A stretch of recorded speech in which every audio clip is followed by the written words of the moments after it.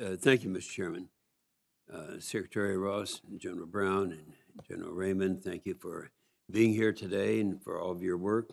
The current national defense strategy directs our nation's military to be prepared to deter and, if necessary, defeat our peer adversaries, including Russia and China.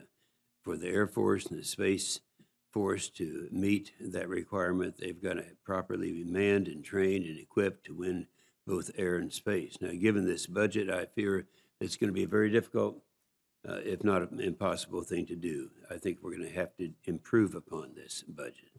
At the end of the Obama administration, the Air Force was at a historic low in readiness and size. Less than 10% of combat squadrons were ready to deploy, and even fewer were prepared for a peer fight.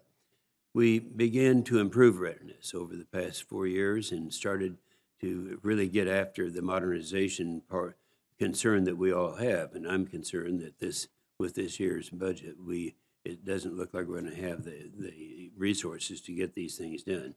Now, in previous administrations, and I'm talking about Barrett, Wilson, Goldfein, the Air Force leadership, they had told us that the Department of the Air Force is too small, too old to do what the nation asked to have done. Almost half of our aircraft fleet is beyond its service life. Our satellite programs were built for peacetime. Now, that was all from the previous administration. China and Russia, just this last week, we had General Milley, who said that China and Russia combined are already spending more to modernize their force than we do, and it shows China will have more stealth fighters than we will in the Western Pacific by 2025. So we're getting reports now that don't look good at all. All the independent studies show that the Air Force needs to grow and modernize. This budget doesn't do either one. Procurement actually decreases by almost 15%. We've got to keep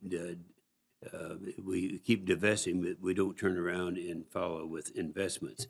Nearly all of these bad choices were caused by a budget that cuts the defense instead of the achieved 3 to 5%. We've been talking about now since 2018.